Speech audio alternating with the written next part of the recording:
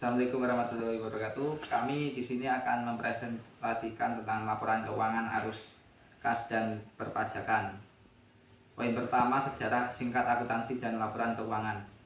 Laporan keuangan adalah beberapa lembar kertas dengan angka-angka yang ditulis di atasnya, tetapi juga untuk memikirkan aset-aset nyata yang berada di baliknya tersebut. Sistem ekonomi telah berkembang pesat sejak dimulainya dan akuntansi menjadi lebih rumit. Namun alasan awal dari laporan keuangan masih tetap berlaku. Bankir dan investor masih dibutuhkan informasi akuntansi untuk membuat keputusan yang cerdas. Manajer membutuhkan untuk mengoperasikan bisnis secara efisien dan badan perpajakan untuk menilai pajak dengan wajar. Poin 2, laporan keuangan dan laporan lainnya. Dari berbagai laporan yang diterbitkan perusahaan untuk para pemegang saham, laporan tahunan mungkin merupakan laporan yang paling penting. Laporan tahunan adalah sebuah laporan yang diterbitkan oleh perusahaan bagi para pemegang saham. Laporan ini memuat laporan keuangan dasar dan analisis manajemen atas operasi tahun lalu di prospek di masa depan. Terdapat dua jenis informasi yang diberikan dalam laporan ini. Yang pertama, verbal. Seringkali disajikan sebagai surat dari direktur utama yang menguraikan hasil operasi perusahaan tahun lalu, lalu membahas perkembangan baru yang akan mempengaruhi di masa mendatang. 2. Laporan tahunan menyajikan 4 laporan keuangan dasar neraca, laporan laba rugi, laporan laba tahan, dan laporan arus kas. Semua laporan ini diberikan gambaran akuntansi atas operasi dan posisi keuangan perusahaan. Materi kuantitatif dan verbal memiliki arti penting yang sama.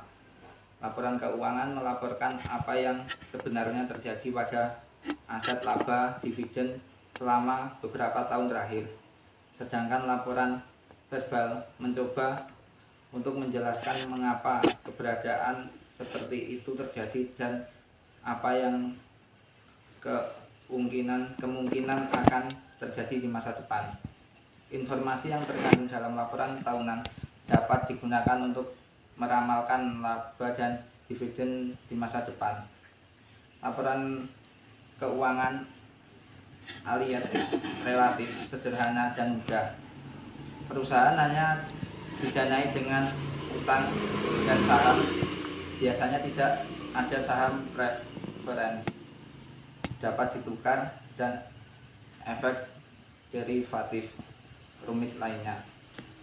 Perusahaan tidak memiliki ekuisi yang mengakibatkan growing harus sicat neraca. Seluruh aset digunakan dalam operasi usaha dalam dasar sehingga tidak ada aset non operasi yang harus dikeluarkan jika kita ingin menganalisis kinerja operasi. Gunakan untuk meramalkan laba dan dividen di masa depan. Laporan keuangan alias relatif sederhana dan mudah. Perusahaan hanya didanai dengan utang dan saham. Biasanya tidak ada saham preferen, dapat ditukar, dan efek derivatif rumit lainnya. Perusahaan tidak memiliki ekuisi yang mengakibatkan growing harus sicat neraca. Seluruh aset digunakan dalam operasi usaha dalam dasar sehingga tidak ada aset non operasi yang harus dikeluarkan jika kita ingin menganalisis kinerja operasi.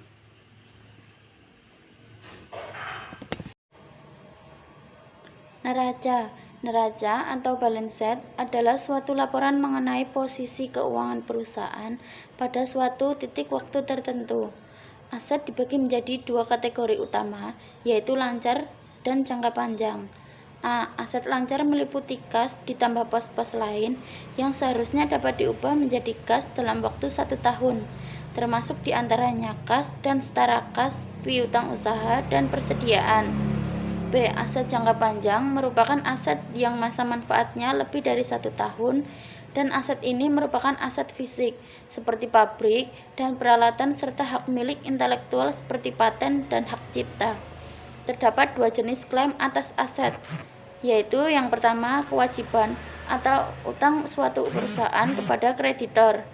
2. Ekuitas pemegang saham yang mencerminkan kepemilikan sama halnya seperti ekuitas pemilik rumah yang merupakan nilai rumah dikurangi jumlah pinjaman hipotek dan masih belum dilunasi. Kewajiban perusahaan dibagi menjadi 2 kategori utama, yaitu 1. Kewajiban lancar, 2. Utang jangka panjang.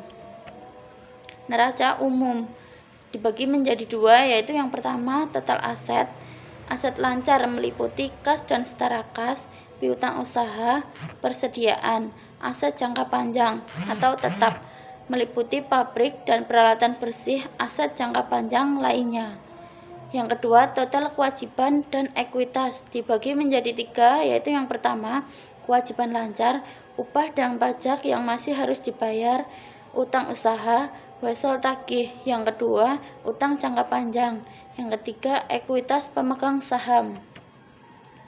Kewajiban lancar adalah kewajiban yang jatuh tempo dalam waktu 1 tahun, termasuk diantaranya utang usaha, akrual, total, upah, dan pajak yang masih harus dibayar, dan wesel tagih yang akan jatuh tempo dalam waktu 1 tahun.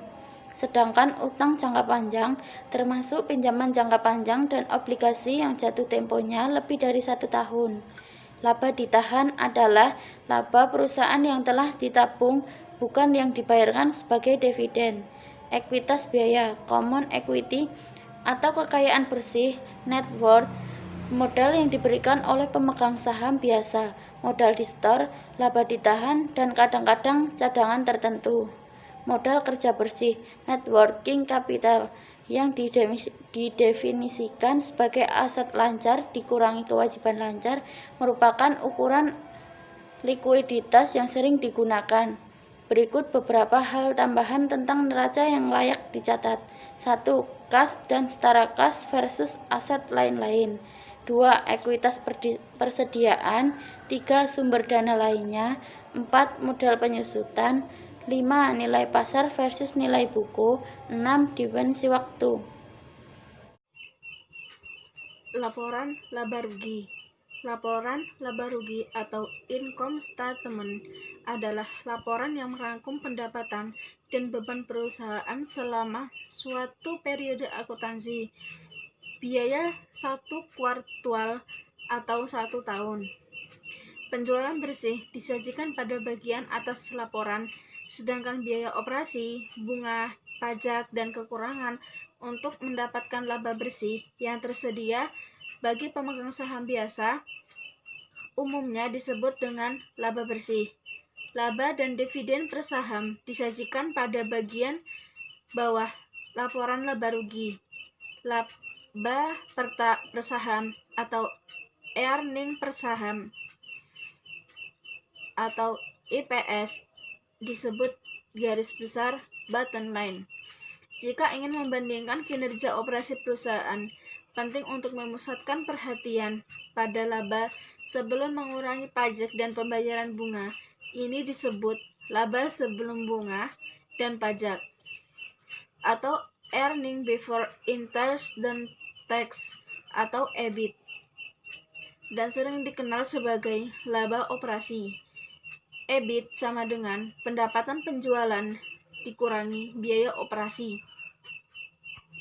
Atau depreciation merupakan beban tahunan terhadap laba yang mencerminkan perkiraan biaya peralatan, modal, dan aset berwujud lainnya dalam dolar yang digunakan dalam proses produksi. Aset berwujud atau tangible asset adalah aset fisik seperti pabrik dan peralatan. Amortisasi atau amortisation adalah beban non-cash yang sama dengan penyusutan kecuali digunakan untuk menghapus biaya aset tidak terwujud. Aset tidak berwujud atau intangible asset merupakan aset seperti paten, hak cipta, merek dagang, dan goodwill.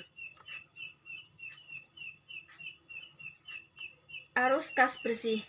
Arus kas bersih atau net cash flow adalah kas bersih aktual berbeda dengan laba akuntansi atau laba bersih yang dihasilkan oleh suatu perusahaan selama periode tertentu.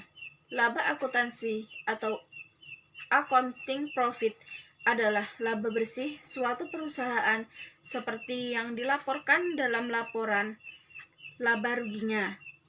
Arus kas bersih suatu usaha berbeda dengan laba akuntansinya karena berbeda pendapat dan beban yang dilaporkan dalam laporan laba rugi tidak dibayarkan secara tunai sepanjang tahun. Rumusnya adalah arus kas bersih sama dengan laba bersih ditambah penyusutan dan amortisasi. Laporan arus kas atau statement of cash flow. Laporan yang melaporkan dampak aktivitas operasi, investasi, dan pendanaan suatu perusahaan pada arus kas sepanjang periode akuntansi. Faktor-faktor yang memengaruhi saldo kas suatu perusahaan yaitu 1. Arus kas, 2. Perubahan modal, 3. Aset tetap, 4. Transaksi efek dan pembayaran dividen. Setiap faktor di atas tercermin dalam laporan arus kas yang merangkum perubahan-perubahan pada posisi kas suatu perusahaan. Laporan ini memisahkan aktivitas menjadi 3 kategori. Yang pertama, aktivitas operasi yang meliputi laba bersih, penyusutan, dan perubahan dalam modal kerja selain kas dan utang jangka panjang. Yang kedua, aktivitas investasi yang meliputi pembelian atau penjualan aset tetap.